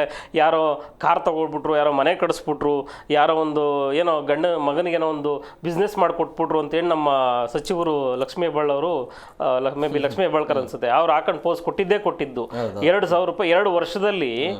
2 ವರ್ಷ ಆಗಿದೆ ಇವರು ಸರ್ಕಾರ ಬಂದು. 2 ವರ್ಷದಲ್ಲಿ ತಿಂಗಳಿಗೆ 2,000 ರೂಪಾಯಿ ಅಂದರೆ ವರ್ಷಕ್ಕೆ ಎಷ್ಟಾಯಿತು? ವರ್ಷಕ್ಕೆ 24,000 ರೂಪಾಯಿ ಆಗುತ್ತೆ. 24 ಅಂದರೆ 48-50,000 ರೂಪಾಯಿ ಇವ್ರು ಒಂದು ಬಿಸ್ನೆಸ್ ಸ್ಟಾರ್ಟ್ ಮಾಡ್ಬಿಡ್ತಾರೆ ಅನ್ನೋದಾದ್ರೆ ಅದನ್ನೇ ಕೊಟ್ಬಿಡಿ. ಮಂತ್ಲಿ ಕೊಟ್ಟಿಲ್ಲ, ಅಷ್ಟು ಬರಬೇಕು ಅಂತ ನಾನು ಅದನ್ನು ಹೇಳಕ್ ಬರ್ತಿದ್ದೀನಿ. 50,000 ಕೊಟ್ಟಿರ್ಬೇಕಲ್ಲ ಇವರು. ಆ 50,000 ರೂಪಾಯಿ ಇವ್ರು ಮಾಡಿದ್ರೆ ಸಂತೋಷ. ಆ 50,000 ರೂಪಾಯಿ ಇವ್ರು ಕೊಟ್ಟಿದ್ದಾರೆ ಅನ್ನೋದು ಇಂಪಾರ್ಟೆಂಟ್ ಅಲ್ವಾ ಇಲ್ಲಿ ಪ್ರಶ್ನೆ ಇರೋದು ನಮ್ದು. ಅಂತಲ್ಲಿ ಇವ್ರು ಕೊಟ್ಟಿದ್ದ ಪೋಸ್ಟ್ಗಳೆಲ್ಲ ಏನಂದ್ರೆ ಸರ್ಕಾರದವ್ರಿಗೆ ಹೇಳಿ, ಜನಗಳಿಗೆ ಗೊತ್ತಾಗ್ಲಿ ನಮ್ಮ ಸರ್ಕಾರ ಬಡವ್ರ ಪರವಾಗಿದೆ, ಬಡವ್ರ ರೀತಿಲಿ ಕೆಲಸ ಮಾಡ್ತಿದೆ, ಗ್ಯಾರಂಟಿ ಯೋಜನೆಗಳನ್ನ ನಾವೆಲ್ಲೂ ನಿಲ್ಲಿಸ್ತಾ ಇಲ್ಲ, ಅನ್ನೋದನ್ನು ಜನಗಳಿಗೆ ತೋರ್ಪಡಿಸೋದಕ್ಕೋಸ್ಕರ. ಅಂದರೆ ಎಲೆಕ್ಷನ್ ಇದ್ದಂಥ ಸಂದರ್ಭದಲ್ಲಿ ಕರ್ನಾಟಕದಲ್ಲಿ ಒಂದು ಉದಾಹರಣೆಯಾಗಿ ತಗೊಂಡು ಬೇರೆ ರಾಜ್ಯದಲ್ಲೂ ನಮ್ಮ ಪಾರ್ಟಿ ಅಧಿಕಾರಕ್ಕೆ ಬರಲಿ ಅನ್ನೋ ಒಂದು ಮನೋ ಇಚ್ಛೆಯಿಂದ ಇವರು ಆ ರೀತಿ ಒಂದು ಪಬ್ಲಿಸಿಟಿನೂ ಕೊಟ್ಟಿರ್ಬೋದು. ಅದ್ರ ಪ್ರತಿಫಲವನ್ನು ಈಗ ಇಡೀ ಕಾಂಗ್ರೆಸ್ ಪಕ್ಷ ಅನುಭವಿಸ್ತಿದೆ, ಅದು ಬೇರೆ ಪ್ರಶ್ನೆ. ಆದರೆ ಇವ್ರು ಕೊಟ್ಟಂಥ ಗ್ಯಾರಂಟಿ ಯೋಜನೆಗಳಲ್ಲಿ ಬಸ್ಗಳಲ್ಲಿ ಇವತ್ತು ಪರ್ಟಿಕ್ಯುಲರ್ ನಡೀತಿದ್ದೇನೆ, ಬಸ್ಗಳಲ್ಲಿ ಏನೋ ಒಂದು ಅಲ್ಪ ಸ್ವಲ್ಪ ಮಹಿಳೆಯರು ಓಡಾಡ್ತಿರೋದೊಂದು ಗ್ಯಾರಂಟಿ ಯೋಜನೆ, ಅದೊಂದು ಬಡವ್ರಿಗೆ ಸಿಗ್ತಿದೆ ಅನ್ನೋದು ಬಿಟ್ಟರೆ ಇನ್ನು ಉಳಿದಂಥ ವಿದ್ಯಾರ್ಥಿ ವೇತನವನ್ನು ಯಾವುದೂ ಸಿಗ್ತಿಲ್ಲ. ವಿದ್ಯಾರ್ಥಿಗಳಿಗೆ ನಾವು ತಿಂಗಳಿಗೆ 2,000 ಕೊಡ್ತೀವಿ ಅಂದರೂ ಅದೂ ಇಲ್ಲ. ಸೊ ಕಂಪ್ಲೀಟಾಗಿ ಇವರು ಡಿಸೈಡ್ ಮಾಡಿದ್ದಾರೆ ಯಾವುದರಲ್ಲಿ ನಾವು ಕಡಿವಾಣ ಹಾಕೋಕ್ಕೆ ಸಾಧ್ಯ ಇದೆಯೋ ಅದೆಲ್ಲವನ್ನು ಕಡಿವಾಣ ಆಗ್ತಾ ಹೋಗೋಣ. ಜನಗಳು ಯಾವಾಗ ತಿರುಗಿ ಬೀಳ್ತಾರೆ, ಅದನ್ನು ಯಾವಾಗ ಖಂಡಿಸ್ತಾರೆ, ಆವಾಗ ಅದನ್ನು ಸ್ವಲ್ಪ ಎಕ್ಸ್ಟೆಂಡ್ ಮಾಡೋಣ ಅನ್ನೋ ನಮ್ಮ ಮನೋಭಾವನೆ ಇರ್ಬೋದು ಅಂತೇಳಿ ನನಗನ್ನಿಸ್ತಿದೆ. ಈಗ ಪ್ರಮುಖವಾಗಿ ಬೀದಿ ಬದಿ ವ್ಯಾಪಾರ ಅಂತ ಬಂದಾಗ ಒಂದು ವೇಳೆ ಈ ಕಾರ್ಡುಗಳು ರದ್ದಾದರೆ ಏನೆಲ್ಲ ಪರಿಣಾಮ ಬೀರಬಹುದು ಸರ್? ಬೀದಿ ಬದಿ ವ್ಯಾಪಾರಿಗಳು ಅಂತ ಬಂದಾಗ ಇವತ್ತು ನಮ್ಮ ಬೆಂಗಳೂರು ನಗರದಲ್ಲಿ ಸುಮಾರು ಒಂದು 5 ಲಕ್ಷಕ್ಕೂ ಹೆಚ್ಚು ಜನ ರಸ್ತೆ ಬದಿಯಲ್ಲಿ ನಿಂತ್ಕೊಂಡು ವ್ಯಾಪಾರವನ್ನು ಮಾಡ್ತಾ ಇದ್ದಾರೆ. ತನ್ನಕ್ಕೋಸ್ಕರ ಮಳೆ ಚಳಿ ಗಾಳಿ ಅಲ್ಲದೆ ಅವರು ಎಲ್ಲವನ್ನು ಸಹಿಸಿಕೊಂಡು ರಸ್ತೆ ಬದಿಯಲ್ಲಿ ತನ್ನ ಜೀವನಾಂಶಕ್ಕೋಸ್ಕರ ದುಡಿತಾ ಇದ್ದಾರೆ. ಇವತ್ತಿನ ರೇಟು ಬಜಾರ್ನಲ್ಲಿ ಇವತ್ತು ಅಕ್ಕಿ ರೇಟ್ ಬಂದು 50ರಿಂದ 60 ರೂಪಾಯಿ ಅಥವಾ 100 ರೂಪಾಯಿವರೆಗೂ ಇದೆ ಸರ್. ನಮ್ಮ ಜನ ತುಂಬ ಕಮ್ಮಿ ಬಂಡವಾಳ ಹಾಕಿ ಕಮ್ಮಿ ಹಣವನ್ನು ಸಂಪಾದನೆ ಮಾಡ್ತಾರೆ. ಇಂಥ ವ್ಯಕ್ತಿಗಳು ಸಂಪೂರ್ಣವಾಗಿ BPL ಕಾರ್ಡ್ ಮೇಲೆ ಅವಲಂಬಿತರಾಗಿದ್ದಾರೆ. ಅವ್ರು ಇರ್ಬೋದು, ಅವ್ರ ಕುಟುಂಬ ಇರ್ಬೋದು, ಪ್ರತಿಯೊಬ್ಬರು ಕೂಡ. ಸಡನ್ನಾಗಿ ಇವರು ಈ ರೀತಿ ಮಾನದಂಡಗಳನ್ನು ಇಟ್ಟು BPL ಕಾರ್ಡ್ ಗಿಟ್ಕೊಳ್ಳೋದ್ರಿಂದ ಅವ್ರಿಗೆ ತುಂಬ ಹೊರೆಯಾಗುತ್ತೆ ಸರ್. ಅವರು ತುಂಬ ಹೊರೆಯಾಗುತ್ತೆ ಮತ್ತು ಅವ್ರ ಮಕ್ಕಳ ಎಜುಕೇಷನಲ್ಲಿ ತುಂಬ ದುಷ್ಪರಿಣಾಮ ಬೀರುತ್ತೆ. ಸಾಮಾನ್ಯವಾಗಿ ನಮ್ಮ ಬೀದಿ ಬದಿ ವ್ಯಾಪಾರಿಗಳ ಮಕ್ಕಳು ಸರ್ಕಾರಿ ಶಾಲೆಗಳಲ್ಲಿ ವಿದ್ಯಾಭ್ಯಾಸ ಮಾಡ್ತಾ ಇರ್ತಾರೆ. ಆದರೂ ಕೂಡ ಅವ್ರ ಜೀವನ ತುಂಬ ಒತ್ತಡವನ್ನು ಪ್ರೆಸರ್ ಬೀಳುತ್ತೆ. ಅವ್ರಿಗೆ ತುಂಬ ಕಷ್ಟ ಆಗ್ತದೆ, ಅನಾನುಕೂಲ ತುಂಬ ಆಗ್ತದೆ. ಬರುವಂಥ ದುಡ್ಡಿನಲ್ಲಿ ಏನಿದೆ ಇವತ್ತಿನ ಬರುವಂಥ ಏನು ಅವ್ರು ಹಣ ಸಂಪಾದನೆ ಮಾಡ್ತಾರೆ, ಹಣದಲ್ಲಿ ಎಲ್ಲವನ್ನು ನಿಲ್ಲಿಸಿ ಒಂದು ಸಂಸಾರವನ್ನು ನಿಲ್ಲಿಸಲಿಕ್ಕೆ ಸಾಧ್ಯ ಇಲ್ಲ. ಒಂದು ಸಂಸಾರ ಅಂದರೆ 10 ಹಲವು ಇರುತ್ತದೆ. ಹಾಗಾಗಿ ನಮಗೆ ತುಂಬ ಹೊರೆ ಆಗ್ತದೆ ಅಂತೇಳಿ ಈ ಸಂದರ್ಭ ಕೇಳಲಿಕ್ಕೆ ಇಷ್ಟಪಡ್ತೀನಿ. ಮತ್ತೊಬ್ಬರಿಗೆ ಜಾಯ್ನ್ ಆಗಿದ್ದಾರೆ, ನಾನು ಕಾರ್ಯಕ್ರಮಕ್ಕೆ ವೆಲ್ಕಮ್ ಮಾಡಿಬಿಡ್ತೀನಿ. FKCCI ನಿರ್ದೇಶಕರು ಸಾಯಿರಾಮ್ ಪ್ರಸಾದ್ ಅವರು. ಸರ್, ಕಾರ್ಯಕ್ರಮಕ್ಕೆ ಆತ್ಮೀಯವಾದಂಥ ಸ್ವಾಗತ. ನಮಸ್ಕಾರ. ಎಸ್ ಸರ್, ನಾನು ನಿಮ್ಮ ಹತ್ರನೇ ಬರ್ತೀನಿ. ಈಗ ಈ ಕಾರ್ಡ್ಗಳ ರದ್ದು ಪ್ರಕ್ರಿಯೆಯಲ್ಲಿ ಮಾನವೀಯ ದೃಷ್ಟಿಕೋನ ಎಷ್ಟಿದೆ ಅಂತ ಅನ್ಸುತ್ತೆ ನಿಮಗೆ? ಪಾಲನೆ ಆಗ್ತಿದೆಯಾ ಅಂತ ಅನ್ಸುತ್ತಾ? ಸರ್, ಇದು ಆಯಾ ಸರ್ಕಾರಗಳು ಬಂದಾಗ ಅವ್ರವ್ರದ್ದೇ ಆದಂಥ ಒಂದೊಂದು ಪಾಲಿಸಿಗಳನ್ನ ಮಾಡ್ಕೊಂಡು ಬರ್ತಾ ಇರ್ತಾರೆ. ಅದು ಜನರಿಗೆ ಅನುಕೂಲ ಆಗಲಿ ಅನ್ನೋ ಒಂದು ಅಭಿಪ್ರಾಯದಲ್ಲಿ ಸರ್ಕಾರ ಈ ಒಂದು ಕ್ರಮಗಳನ್ನ ತಗೊಳ್ತಾ ಇದ್ದಾರೆ. ತಮಗೆ ಹೇಳಬೇಕಾದ್ರೆ ಹಿಂದೆ BPL ಕಾರ್ಡ್ಗಳು ಅನೇಕ ಬೋಗಸ್ ಕಾರ್ಡ್ಗಳಿತ್ತು, ಎಲ್ಲರಿಗೂ ಗೊತ್ತಿದೆ. ಒಂದೊಂದು ಸರ್ಕಾರದವ್ರು ಬಂದಾಗ ಬೋಗಸ್ ಕಾರ್ಡ್ಗಳನ್ನ ಹೇಗೆ ಕಟ್ ಮಾಡಬೇಕು ಅಂತೇಳಿ ಕಟ್ ಮಾಡಿದ್ದಾರೆ. ಈಗ ಮುಖ್ಯವಾಗಿ ಬಂದಿರೋಂಥದ್ದು ಏನು ಅಂತಂದರೆ, ಈ 1,20,000 ಯಾರು ಒಂದು ವರ್ಷಕ್ಕೆ ಆದಾಯ ಮಾಡ್ತಾ ಇದ್ದಾರೆ ಅಂಥವರಿಗೆ BPL ಕಾರ್ಡ್ಗಳನ್ನ ತೆಗಿತೀನಿ ಅಂತ ಸರ್ಕಾರದವ್ರು ಹೇಳ್ತಾ ಇದ್ದಾರೆ. ಅದು ಎಷ್ಟರ ಮಟ್ಟಿಗೆ ಸರಿ ಅಂತಂದರೆ, ಅವರು ಕಟ್ ಮಾಡಿದ್ದನ್ನು ಮತ್ತೆ ಅದು ಬಡವರಿಗೆ ಅಂತಲೇ ಸೇರಿಸುವಂಥ ಕಾರ್ಯಕ್ರಮ ಆದರೆ ಎಲ್ಲರಿಗೂ ಅನುಕೂಲ ಆಗುತ್ತೆ. ಯಾಕೆಂತಂದರೆ ಅದರಲ್ಲೂ ಕೂಡ ಒಂದು 2 ತಾರತಮ್ಯ ಆಗುತ್ತೆ. ಈಗ ಅಪ್ಪ ಅಮ್ಮ ಇರ್ತಾರೆ, ಮಕ್ಕಳು ದುಡಿತಾ ಇರ್ತಾರೆ, ಆದರೆ ಅಪ್ಪ ಅಮ್ಮಂದ್ರಿಗೆ ಎಷ್ಟೋ ಮನೆಗಳಲ್ಲಿ ಅವರಿಗೆ ಊಟನೂ ಸರಿಯಾಗಿ ಆಗ್ತಾ ಇರೋದಿಲ್ಲ. ಸೊ ಅಂಥ ಸಂದರ್ಭದಲ್ಲಿ BPL ಕಾರ್ಡ್ನ ನಮ್ಗೇನು ಕಟ್ ಮಾಡಿಬಿಟ್ರೆ ಅವ್ರಿಗೆ ಬರುವಂಥ ಒಂದು ಅನುಕೂಲ ಹೊಟ್ಟೋಗುತ್ತೆ. ಹಾಗಾಗಿ ಇದನ್ನು ಸರ್ಕಾರದವರು ಇನ್ನೊಂದು ಸರಿ ಅದನ್ನು ಪರಿಶೀಲಿಸಿ ನಿಜವಾಗ್ಲಿ ಯಾರು ಆರ್ಥಿಕವಾಗಿ ಭಾಳ ಹಿಂದೆ ಉಳಿದಿದ್ದಾರೆ, ಯಾರಿಗೆ ಇದು ನೆಸಿಟಿ ಇದೆ ಅಂಥವರಿಗೆ ಮಾಡುವಂಥದ್ದು ಮಾಡಿದರೆ ಭಾಳ ಅನುಕೂಲ ಆಗುತ್ತೆ ಅಂತ ನಾನು ಹೇಳ್ತೀನಿ. ಸರಿ, BPL ಕಾರ್ಡಿಂದ ಆಗುವಂಥ ಅನುಕೂಲ ಸರ್? BPL ಕಾರ್ಡಿಂದ ಅನುಕೂಲ ಅದು ನಿಜ ಹೇಳಬೇಕಾದ್ರೆ APL ಅನ್ನೋದೇ ಬೇಡ, ನಮಗೆ BPL ಇಟ್ಕೊಂಡಿರಬೇಕು. ಅಂಡರ್ BPL ಅಂತ ಮಾಡಿ ಇನ್ನೂ ಕಡು ಬಡವರಿದ್ದಾರೆ, ಕಡು ಬಡವರಿಗೆ ನೇರವಾಗಿ ತಲುಪುವಂಥದ್ದಾದರೆ ಭಾಳ ಅನುಕೂಲ ಆಗುತ್ತೆ. ಯಾಕೆಂದರೆ BPL ಈಗಾಗಲೇ ಬಿಲೋ ಪಾವರ್ಟಿ ಲೈನ್ ಏನಾಗಿದೆ, ಈಗ ಇವತ್ತಿನ ಒಂದು ಸಂದರ್ಭದಲ್ಲಿ ಪ್ರತಿಯೊಬ್ಬರಿಗೂ ಆರ್ಥಿಕವಾಗಿ ಸ್ವಲ್ಪ ಮಟ್ಟಿಗೆ ಸುಧಾರಿಸಿದ್ದಾರೆ. ನಾವು ಏನು 20 ವರ್ಷ 30 ವರ್ಷ 40 ವರ್ಷದ ಹಿಂದೆ BPLಗೂ ಇವಾಗಿನ BPLಗೂ ಭಾಳ ಅಜಗಜಾಂತರ ಡಿಫ್ರೆನ್ಸಸ್ ಇದೆ, ಅದೆಲ್ಲರಿಗೂ ಗೊತ್ತಿದೆ. ಸೊ ಹಾಗಾಗಿ ಒಂದು ಕಡೆ ಸರ್ಕಾರನೂ ಉಳಿಬೇಕು, ಸರ್ಕಾರದವರು ಏನು ಮಾಡ್ತಾ ಇದ್ದಾರೆ ಅವರು ಕೂಡ ಆರ್ಥಿಕವಾಗಿ ಅವರು ಕೂಡ ನೋಡ್ಕೊಳ್ಬೇಕಾದಂಥ ಪರಿಸ್ಥಿತಿ ಇದೆ. ಹಾಗಾಗಿ ಯಾಕೆ ಬಂತು ಸರ್ಕಾರಕ್ಕೆ ಯಾವ ರೀತಿ ಪರಿಸ್ಥಿತಿ BPL ಅಂತಲೇ ಇಲ್ಲ, ಪ್ರತಿಯೊಂದು ಇದರಲ್ಲೂ ಬಂದಿದೆ. ಈಗಾಗಲೇ ಫ್ರೀ ಬಿಡ್ಸ್ ಕೊಡ್ತಾ ಇದ್ದಾರೆ, ಫ್ರೀ ಬ್ಯಾಟ್ಸ್ನಲ್ಲಿ ಎಫೆಕ್ಟ್ ಅಂತ ಹೇಳ್ತೀರಾ? ಸ್ವಲ್ಪ ಮಟ್ಟಿಗೆ ಎಲ್ಲ ಎಫೆಕ್ಟ್ ಆಗುತ್ತೆ. ಗ್ಯಾರಂಟಿ ಅವರೇ ಇದೊಂದಕ್ಕೆ ಅಲ್ಲ, ಹಾಗಂತ ನಾವು ಯಾರು ಊಟ ಮಾಡೋದು ನಿಲ್ಲಿಸಿಲ್ಲ, ಯಾರು ಪಿಕ್ಚರ್ಗೆ ಹೋಗೋದು ನಿಲ್ಲಿಸಿಲ್ಲ, ಮತ್ತು ಯಾವುದೇ ಇದಾಗಲಿ ಯಾರೂ ನಿಲ್ಲಿಸಿಲ್ಲ. ಸರ್ಕಾರನೂ ಅಷ್ಟೇ, ಸರ್ಕಾರದ ಮಟ್ಟಿಗೆ ಎಲ್ಲರಿಗೂ ಸಂಬಳಗಳು ಕೊಡ್ತಾ ಇದ್ದಾರೆ, ಪ್ರತಿಯೊಂದು ಅವರು ಆಗ್ತಾ ಇದೆ. ಇದು ಒಂದು ನಿವೃತ್ತಿ ವೇತನ ಕೊಡ್ತಾ ಇಲ್ಲ ಸರ್. ಅದು ಕೆಲವೊಂದು ಪಾಲಿಸಿ ಮ್ಯಾಟ್ರ್ಗಳಲ್ಲಿ ಕೆಲವೊಂದು ಸ್ಟಕ್ ಆಗ್ತಾ ಇರುತ್ತೆ. ಎಲ್ಲ 100ಕ್ಕೆ 100 ಸರಿಯಾಗಿ ಎಲ್ಲರೂ ಮಾಡ್ತಾರೆ ಅಂತ ಯಾರೂ ಹೇಳಲಿಕ್ಕಾಗೋದಿಲ್ಲ. 100ರಲ್ಲಿ 90 ಭಾಗ ಸರಿಯಾಗಿ ಮಾಡಿ ಒಂದು 10 ಭಾಗನ ಸರಿ ಮಾಡಿಕೊಂಡ್ರೆ ಸಾಕು ಅಂತ ನಾನು ಹೇಳ್ತೇನೆ. ಎಸ್ ಮಧು ಅವರೇ, ಈಗ ನಿಮ್ಮ ಸಂಘಟನೆಯಿಂದ ನೀವು ಹೇಳಿದ್ರಿ ಆಗಲಿ ಮಾನದಂಡಗಳು ಸರಿ ಇಲ್ಲ ಅಂತೇಳಿ, ಬಟ್ ನೀವು ಯಾವ ರೀತಿಯಾಗಿ ಮನವಿ ಮಾಡ್ತೀರಿ ಆಹಾರ ಇಲಾಖೆಗೆ ಆಗಿರ್ಬೋದು, ಸರ್ಕಾರಕ್ಕೆ? ನಾವು ಏನಂದರೆ ಈಗ ತೀರಾ ಬಡವರು ಯಾರಿದ್ದಾರೋ ಅವ್ರಿಗೆ ಸಿಗಬೇಕು, ಅವರು ವಂಚಿತರಾಗಬಾರ್ದು. ವಂಚಿತರಾಗೋದ್ರಿಂದ ಹಲವಾರು ತೊಂದರೆಗಳಾಗ್ತವೆ. ಯಾಕೆಂದರೆ ಹಾಸ್ಪಿಟ್ಲ್ಗಳಲ್ಲಾಗಲಿ ಇಲ್ಲ ಬೇರೆ ಯಾವುದೇ ಇದರಲ್ಲಾದರೂ ಅವ್ರಿಗೆ ಸಿಗಬೇಕಾದಂಥ ಸೌಲಭ್ಯಗಳು ಕರೆಕ್ಟಾಗಿ ಸಿಗಲ್ಲ. ನಿಮಗೆ ಗೊತ್ತು, ಗೌರ್ಮೆಂಟ್ ಹಾಸ್ಪಿಟ್ಲ್ಗಳಲ್ಲಿ ಯಾವುದು ಸಿಗದೇ ಇರೋದ್ರಿಂದ ಪ್ರೈವೇಟ್ ಹಾಸ್ಪಿಟ್ಲ್ಗಳಲ್ಲಿ ಸಾವಿರಾರು ರೂಪಾಯಿ ಕಟ್ಟಬೇಕಾದಂಥ ಪರಿಸ್ಥಿತಿ ಐತೆ. ಈಗ BPL ಕಾರ್ಡ್ ಇದ್ದರೆ ಅವರು ಅಟ್ಲೀಸ್ಟ್ ಹಾಸ್ಪಿಟ್ಲ್ ಅದು ಸೌಲಭ್ಯ ಸಿಗುತ್ತೋ ಇಲ್ವೋ ಅಟ್ಲೀಸ್ಟ್ ತೋರಿಸ್ಕೊಳ್ಬೋದು, ಅವರು ಬಡವರು ಹೋಗ್ಬೋದು. ಈ ಪ್ರೈವೇಟ್ ಹಾಸ್ಪಿಟ್ಲ್ಗಳು ಒಂದೊಂದು ದಿವಸಕ್ಕೆ ಸಾವಿರಾರು ರೂಪಾಯಿ, 10,000, 20,000, 50,000 ಈ ಥರ ಮಾಡೋವಂಥದ್ದು ಇದೈತೆ.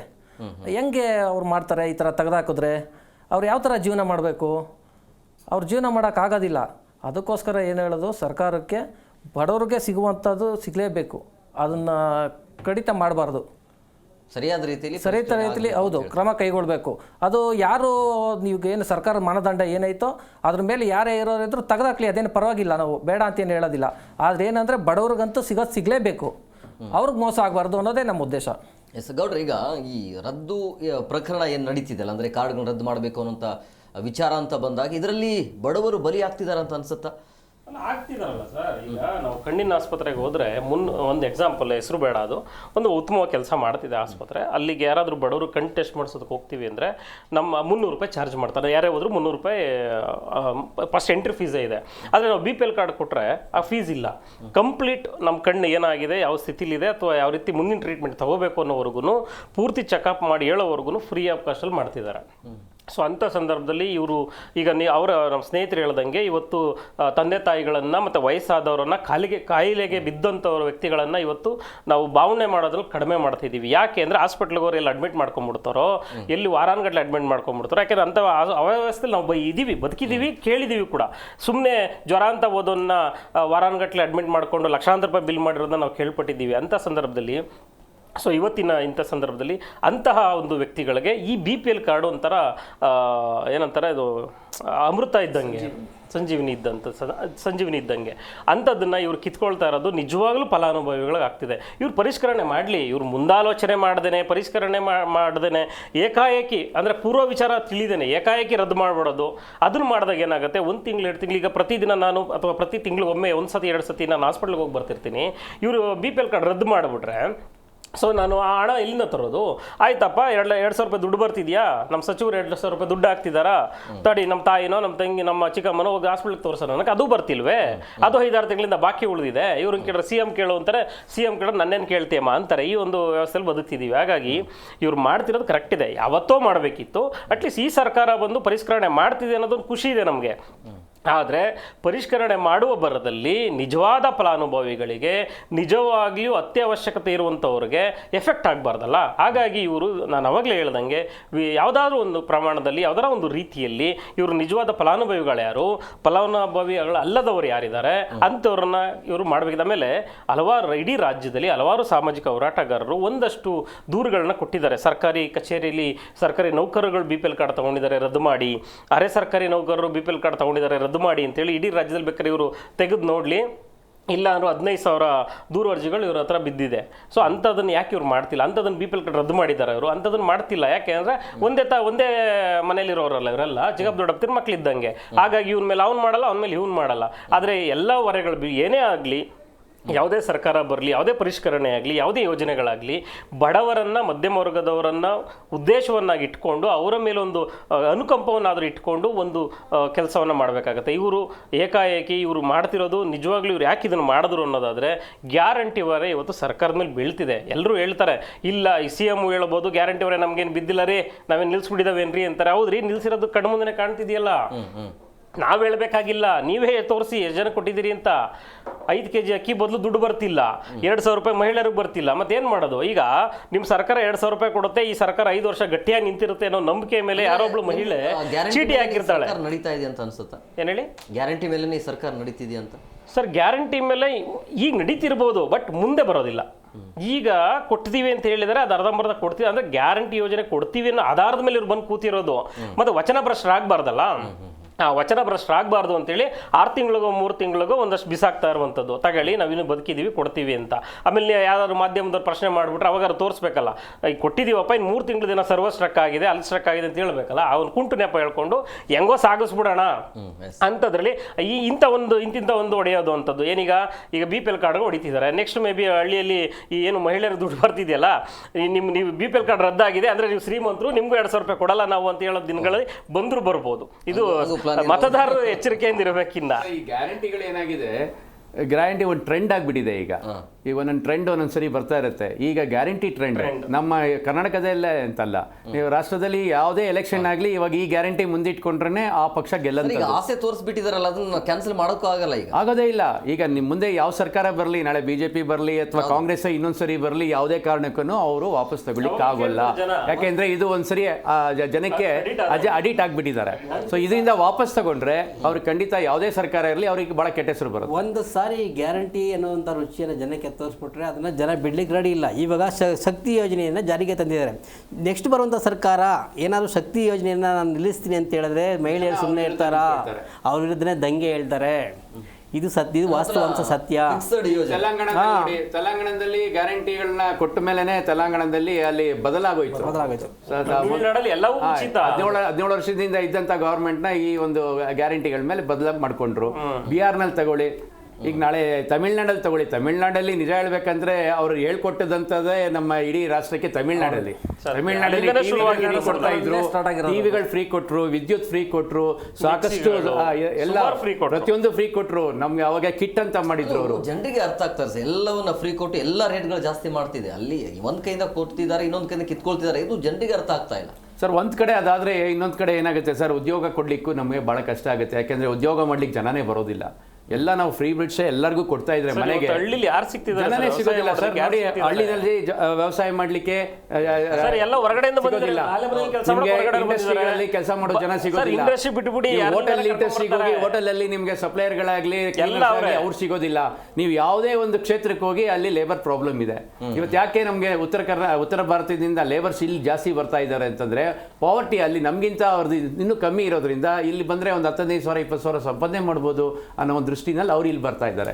ನಮ್ಮವ್ರು ಯಾರು ಕೆಲಸ ಮಾಡ್ತಿಲ್ಲ. ಹೊರ ರಾಜ್ಯಗಳಿಂದ ಹೆಚ್ಚು ಸಂಖ್ಯೆಯಲ್ಲಿ ನಮ್ಮ ರಾಜ್ಯದಲ್ಲಿ ಬಂದು ಕೆಲಸ ಮಾಡುವ ಸಂಖ್ಯೆ ಜಾಸ್ತಿ ಆಗ್ತಾ ಇದೆ. ಇಲ್ಲಿರುವಂಥ ನಮ್ಮ ಕನ್ನಡಿಗರಿಗೆ ಉದ್ಯೋಗಾವಕಾಶ ಸಿಗ್ತಾ ಇಲ್ಲ. ಇದು ತುಂಬಾ ಅನ್ಯಾಯ ಸರ್. ನಾವೆರಡು ಸೈಮಲ್ಟೇನಿಯಸ್ ಆಗಿ ನೋಡ್ಬೇಕಾಗತ್ತೆ.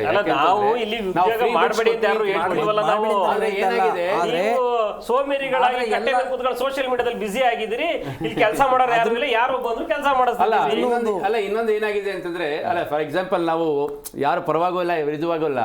ಈಗ ನೋಡಿ, ಮನೆ ಬಾಗಿಲಿಗೆ 2,000 ಬರುತ್ತೆ, 10 kg ಅಕ್ಕಿ ಬರ್ತಾ ಇದೆ.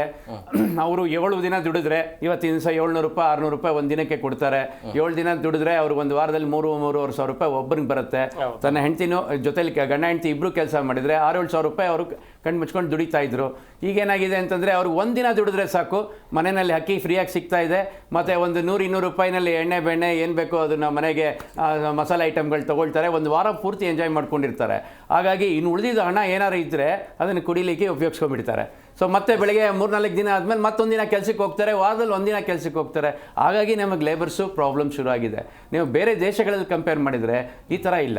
ಮತ್ತು ಇನ್ನೊಂದು ಏನಂದರೆ, ಬೇರೆ ದೇಶಗಳಲ್ಲಿ ಮುಖ್ಯವಾಗಿ ನಮಗೆ ಮೆಡಿಕಲ್ ಲಾಬಿ ಏನಿದೆ, ಮೆಡಿಕಲ್ ಲಾಬಿ, ಎಜುಕೇಷನ್ ಲಾಬಿ ಅಲ್ಲಿಲ್ಲ. ನಮ್ಮ ಭಾರತದಲ್ಲಿ ಅದೊಂದು ಅಂಟು ರೋಗ. ಅದು ನಮ್ಮ ಇಲ್ಲಿ ಏನಂದರೆ medical lobby and education lobby, ಅವೆರಡು ಸರಿ ಹೋದರೆ ಭ್ರಷ್ಟಾಚಾರನೂ ನಿಂತೋಗ್ಬಿಡುತ್ತೆ, ಬಡತನನೂ ನಿರ್ಮೂಲ ಆಗುತ್ತೆ. ಪ್ರಸಾದ್ ಸರ್, ಈಗ ಈ ನಗರ ಭಾಗದಲ್ಲಿರುವಂಥ ಬಡವರಿಗೆ ಮತ್ತು ಗ್ರಾಮೀಣ ಭಾಗದಲ್ಲಿರುವಂಥ ಬಡವರಿಗೆ ಈ ಮಾನದಂಡ ಒಂದೇ ಇದೆ. ಈ ರೀತಿ ಮಾನದಂಡ ಮಾಡೋದ್ರೆ ಎಲ್ಲೋ ಒಂದು ಕಡೆ ಸರ್ಕಾರ ಎಡುತ್ತಿದೆ ಅಂತ ಅನಿಸುತ್ತಾ?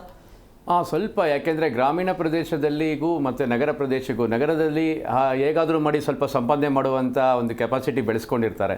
ಆದರೆ ಗ್ರಾಮೀಣದಲ್ಲಿ ಭಾಳ ನಿಜವಾಗ್ಲೂ ಹೇಳಬೇಕಾದ್ರೆ ಗ್ರಾಮೀಣದಲ್ಲಿ ಸ್ವಲ್ಪ ಕಷ್ಟ ಆಗುತ್ತೆ. ಅದನ್ನು ಸ್ವಲ್ಪ ಪರಿಷ್ಕರಣೆ ಮಾಡಿದರೆ ಸರ್ಕಾರ ಭಾಳ ಉತ್ತಮ ಆಗುತ್ತೆ. ನಿಮ್ಮ ಪ್ರಕಾರ ಯಾವ ರೀತಿ ಮಾನದಂಡ ಇರಬೇಕು? ಸರ್, ನಾನು ಹೇಳಿದ್ನಲ್ಲ, BPLನಲ್ಲೇ ಇನ್ನೊಂದು ಸ್ವಲ್ಪ ಪರಿಷ್ಕರಣೆ ಮಾಡಿ ಅದರಲ್ಲಿ ಮತ್ತೆ ಕಡು ಬಡವರು ಯಾರಿದ್ದಾರೆ ನಿಜವಾದ ನ್ಯಾಯವನ್ನು ಅವ್ರಿಗೆ ನಾವು ಕೊಡಬೇಕಾಗತ್ತೆ ಮೊದಲು. ಯಾಕೆಂತಂದರೆ ಏನು ನಿರ್ಗತಿಕರು ಯಾರಿದ್ದಾರೆ ಅವ್ರನ್ನ ನಾವು ಮೇಲೆ ತರುವಂಥ ಕೆಲಸ ಸರ್ಕಾರ ಮಾಡಬೇಕು. BPL ಈಗಾಗಲೇ ನಾನು ಹೇಳಿದ್ನಲ್ಲ ಸರ್, 40 ವರ್ಷ 20 ವರ್ಷದಿಂದ ಏನು BPL ಇದೆ ಆ BPL ಹಾಗೇ ಉಳ್ಕೊಂಡಿದೆ. ಆ BPL ಇವಾಗ ಮಾಡ್ತಿರೋದು ಪರಿಷ್ಕರಣೆ ಏನು ಮಾಡಿದ್ದಾರೆ ಅದು ಸರಿಯಾಗಿ ಮಾಡ್ತಾ ಇದ್ದಾರೆ. ಆದರೆ ಸ್ವಲ್ಪ ಯಾರಿಗೆ ಅನ್ಯಾಯ ಆಗ್ತಾ ಇದೆ ಅನ್ಯಾಯ ಆಗೋದನ್ನು ತಡೆಗಟ್ಟಬೇಕು ಅನ್ನೋದು ನನ್ನ ಇದು. ಎಸ್ ಮಧುವರ, ಈಗ TV, ಮೊಬೈಲ್ ಮತ್ತು ಬೈಕ್ ಇದ್ದವರಿಗೆ BPL ಕಾರ್ಡ್ ಇಲ್ಲ ಅನ್ನೋದು ಅಂದರೆ ನ್ಯಾಯಸಮ್ಮತ ಇಲ್ಲ ಅಂತ ಅನ್ಸಲ್ವಾ ಇದು?